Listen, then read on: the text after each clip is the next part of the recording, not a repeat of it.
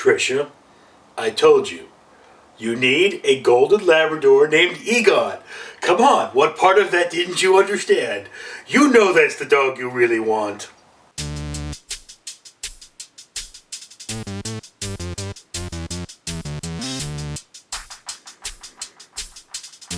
Alright, ladies and gentlemen, boys and girls, and other people and objects and things watching the internet, my hair has become its own separate living entity, and I am fat and naked, therefore this must be a naked blog. And Trisha Hershberger, the always lovely, has realized how wonderful dogs are, and now she's thinking of buying one. Of course, those of us who truly love animals aren't exactly up on the idea of purchasing dogs, because we all know that it's very rare to find a dog breeder that actually treats their animals well. There's no money in dog breeding. None whatsoever. And somewhere here in Los Angeles today, I guarantee you there's an animal at a pound being put down because there just isn't enough room. So, that being said, if you do have to purchase a dog for whatever reason, I mean, my mother did purchase dogs. She bred boxers. So she did purchase dogs in her lifetime. But if you're the kind of person with the extra money to buy a dog, just remember you should probably donate an equal amount of money to an animal charity. Because somewhere there is a dog that needs help, and not always someone there to help him. I mean, the last two dogs I had were both rescues. One of them from a relative who treated it terribly, and the other one I simply found on the street. He was all badly mauled and mangled, and I can tell you, one of them was a chocolate Labrador I called Porkchop, and he didn't live long. He was a very old dog, and he was in very bad shape. He had been used as what's called a bait animal, and he had been used to test the fighting instincts of a pit bull, so he was badly mauled. But he lived with me for a good 8 months, and I will tell you, he was a chocolate lab. He was a big chocolate lab, possibly bulldog mix.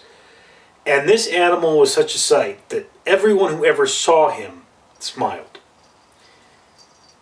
Yeah, I love me my old Porkchop. It still bothers me that I lost him, but that's beside the point.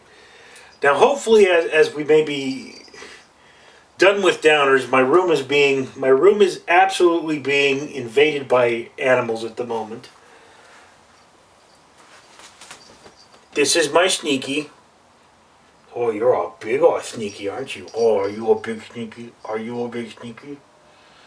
Okay, you can go down now.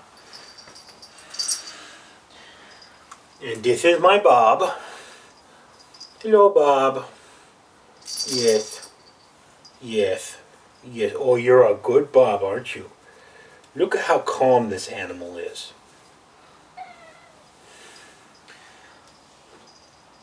Just so you know, generally speaking, if you can touch a cat's stomach, they're a very well-behaved animal, generally speaking. But yes, there are a total of 4 animals in the room here with me. 3 of them I still like to find home. Well, 2 of them I'd like to find homes for. I think I'd like to keep one. Anyway, so Trisha's question for us this week.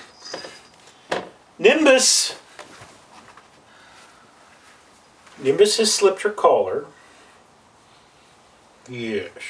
Nimbus has slipped her collar, and Trisha's question for this week, down you go, is what is the next big adventure you're excited for? Oh dear, Trisha. I don't get to go on adventures one gets excited for. My next adventure, and will probably happen the day I email this to you, is I get to go to court and fight for my unemployment benefits. My life has never been fun.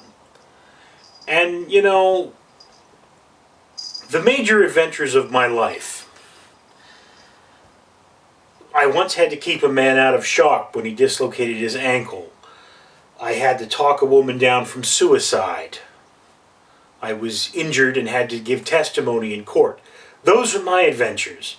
Now, when I was younger and I had a family that didn't hate my guts, I went on vacations. I went to Gettysburg, I remember. Never outside the continental United States, but I did go on those kind of adventures. But those don't count for me as adventures anymore. It's just once you've been on the kind of adventures where lives are at stake, things change for you. You know, it's like I might enjoy going to Hobbiton. I actually don't think I'd care, but I might enjoy going to Hobbiton. I'm not completely opposed to the idea. The only thing is that as calling it an adventure, it's like, look, you know, I've been in a room trying to keep a person from taking their own life with 6 cops staring me down. You're not really going to replicate that feeling for me, but it's not a feeling I want. One of those... Nimbus is attacking my hand. One of those things one must understand in life, we all kind of have our own definition of adventure. I mean, for some of you out there, for my friend Megan Peters, for example, an adventure is found in a good book.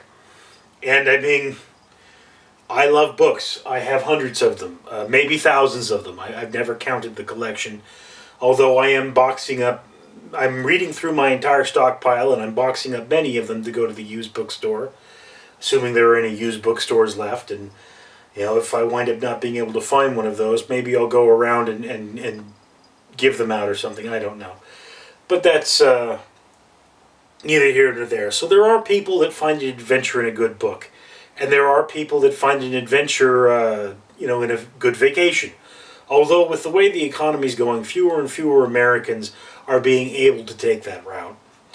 And then, you know, finally, there are people like me who find adventure because it comes to them. You know, and whereas the adventures I've been on are nothing by comparison to an actual police officer or perhaps someone who's been in the military, they are certainly unpleasant. And they're not situations I would like to repeat. So that's kind of the thing for me. I mean, you could say that my next great adventure that I'm excited for would be finding my next job, because hopefully I'll find a job that is unlike my last job. One thing I've always wanted to do, I tell you, this is my life goal. I want to find a job where the quality of my work actually means something. The last job I worked at, they said I was the best security officer that they ever worked with. And the job I had before that, they said I was the best security officer that they ever worked with.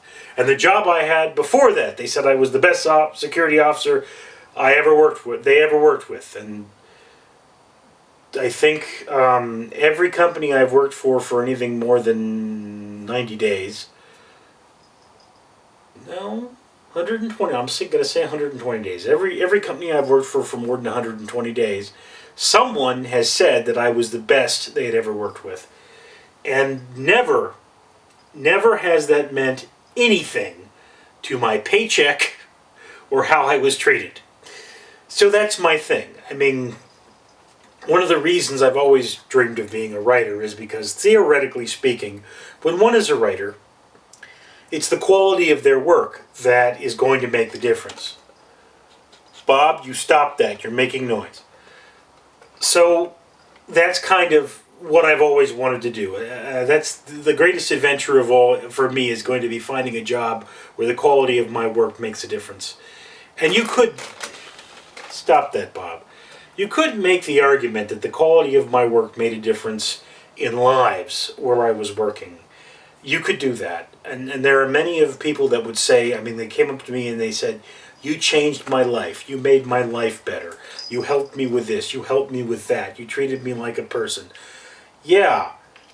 And, you know, as much as I'm proud of the fact that there are people today that are living in an apartment and have a job and have a respectable life, and they would see me on the street and say, thank you for helping to make this happen, I do have to point out that, you know, it's never done anything for me other than psychologically. It's never done anything but make me feel better. So there's that.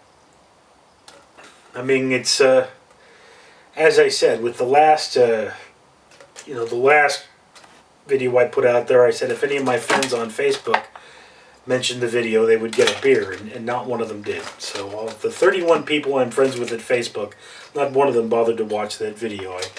I think there might be one of them that I actually friended me because he saw me on YouTube, and that's still a little weird for me, but okay. I mean, hey, Tim seems like a nice guy.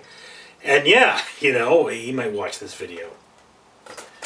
But my brother said that if he watched my video and said something, would he get a free beer out of it? And I said, no, Paul, I already buy you beer. That doesn't count. Yeah. And the kittens are now wrestling, so I've got to let you go. So yeah. Here's to hoping that your next adventure is a pleasant one and that nobody dies and nobody gets hurt. Rightio? I'm Richard.